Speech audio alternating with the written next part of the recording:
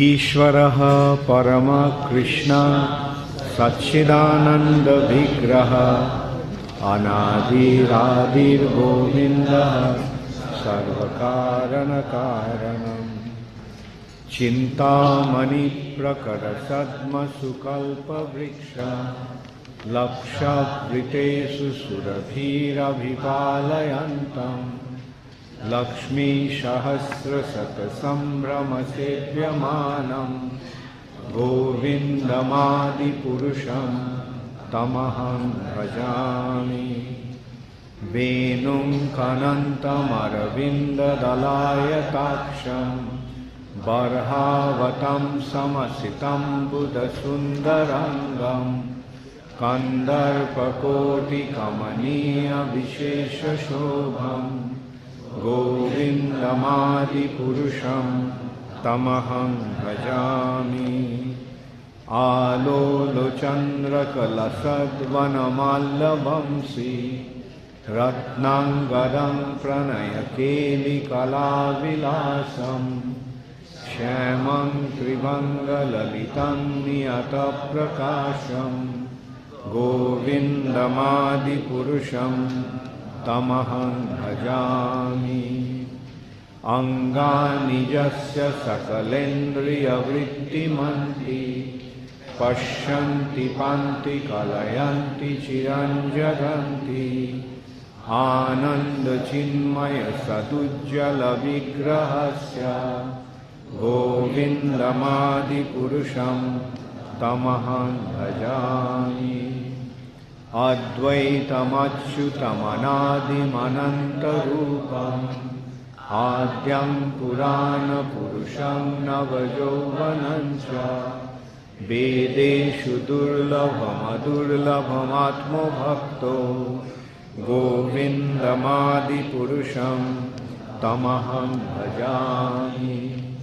पन्थस्तु कोटिशतवत्सरसम्प्रगम्यो वायोरथापि मनसो मुनिपुङ्गवानां सोऽप्यस्ति यत्प्रपदशिं न विचिन्ततत्ते गोविन्दमादिपुरुषं तमहं भजामि। एकपसौ रचयितुं जगदण्डकोटि यच्छक्तिरस्ति जगदण्डचयाजनन्ता अण्डान्तरस्थपरमाणुचयान्तरस्थं गोविन्दमादिपुरुषं तमहं भजामि। यद्भावभावितो धियो मनुजस्तथैव सम्प्राप्य रूपमहिमासनजानभूषा सूक्तैर्जमेव निगमप्रथितैस्तुवन्ति गोविन्दमादिपुरुषं तमहं भजामि। आनन्दचिन्मयरसप्रतिभाभिताभिः ताभिर्ज एव निजरूपतया कलाभिः गोलोको एव निवसत्यखिलात्मभूतो गोविन्दमादिपुरुषं तमहं भजामि। प्रेमाञ्जनच्छुरितभक्तिविलोचनेन सन्तः सदैव हृदयेषु विलोकयन्ति श्यामसुन्दरमचिन्त्यगुणस्वरूपं गोविन्दमादिपुरुषं तमहं भजामि। रामादिमूर्तिषु कलानियमेन तिष्ठन् नानावतारमकरोद्भुवनेषु किन्तु कृष्णस्वयं समभवत् परमपुमाञ्जो गोविन्दमादिपुरुषं तमहं भजामि। यस्य प्रभा प्रभवतो जगदण्डकोटि कोटिशेषवसुधादिविभूतिभिन्नं तद्ब्रह्मनिष्कलमनन्तमशेषभूतं गोविन्दमादिपुरुषं तमहं भजामि। माया हि यस्य जगदण्डशतानि सूते त्रैगुण्य तद्विषयवेदवितायमाना सत्यावलम्ब परसत्यविशुद्धसत्त्वं गोविन्दमादिपुरुषं तमहं भजामि। आनन्दचिन्मयरसात्मतया मनसु जप्राणिनां प्रतिफलं स्मरतामुपेत्य लीलायितेन भुवनानि जयत्यजस्रं गोविन्दमादिपुरुषं तमहं भजामि। गोलोकनाम्नि निजधाम्नि तले च तस्य देवी महेश हरिधाम सुतेषु तेषु ते ते प्रभावनिचया विहितश्च येन गोविन्दमादिपुरुषं तमहं भजामि। सृष्टिस्थितिप्रलयसाधनशक्तिरेका छायेव यस्य भुवनानि बिभर्ति दुर्गा इच्छानुरूपमपि यस्य च चेष्टते सा गोविन्दमादिपुरुषं तमहं भजामि। क्षीरं यथा दधिविकारविशेषयोगा सञ्जायते न हि ततः पृथगस्ति हेतोः यस्सम्भूतामपि तथा समुपैति कार्या गोविन्दमादिपुरुषं तमहं भजामि। दीपार्चिरेव हि दशान्तरमभ्युपेत्य दीपायते विवृतहेतुसमानधर्मा यस्तादृगेव हि च विष्णुतया विभाति गोविन्दमादिपुरुषं तमहं भजामि। जकारनर्नवजले भजति स्म जोगा निद्रामनन्तजगदण्डसरोमकूपा आधारशक्तिमवलम्ब परां स्वमूर्तिं गोविन्दमादिपुरुषं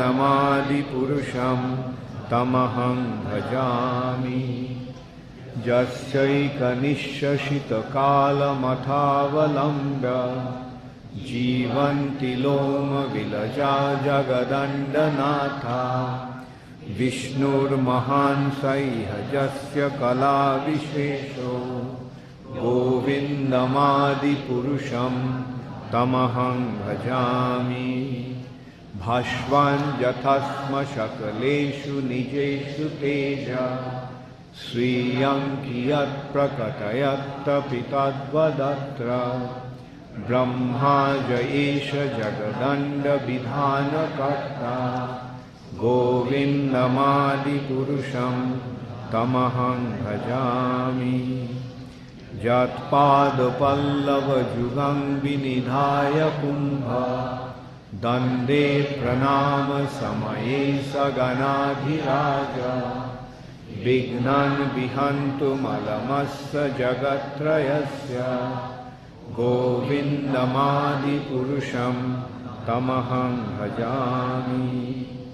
अग्निर्मही गगनमम्बुमरुद्विषश्च कालस्तथात्ममनसीति जगत्त्रयानि यस्माद्भवन्ति विभवन्ति विशन्ति जं च गोविन्दमादिपुरुषं तमहं भजामि।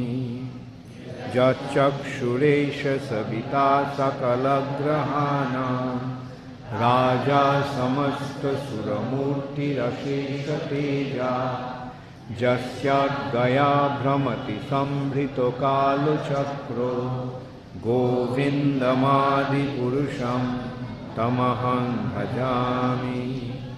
धर्मोऽथ पापनिचयश्रुतयस्तपांसि ब्रह्मादिकीटपतगावधयश्च जीवा यस्मत्र विभव प्रकट प्रभावा गोविन्दमादिपुरुषं तमहं भजामि जस्तीन्द्रगोपमथवेन्द्रमहोस्वकर्म बन्धानुरूपफलभाजनमातनोति कर्माणि निर्दहति किन्तु च भक्तिभाजा गोविन्दमादिपुरुषं तमहं भजामि जं क्रोधकामसहजप्रणयादिभीति वात्सल्यमोहगुरुगौरवसेव्यभावै सञ्चिन्ततस्य सदृशिं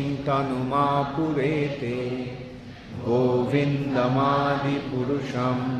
तमहं भजामि श्रियकान्ता कान्ता परमपुरुष कल्पतरुगो द्रुमभूमिश्चिन्तामणि गानमयि तोयम् अमृतं कथागानं नाट्यं गमनमपि वंशीप्रियसखी चिदानन्दं ज्योति परमपि तदा सत्यम् अपि च स यत्र क्षीराब्धि स्रवति सुरभिभश्च सुमहान् निमेषार्धार्थो वा व्रजति नहि यत्रापि समयः भजे श्वेतद्वीपं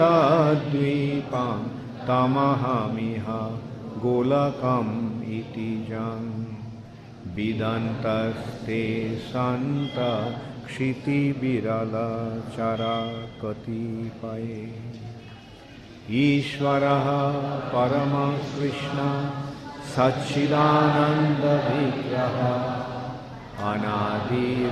अनादिरादिर्गोविन्दः सर्वकाल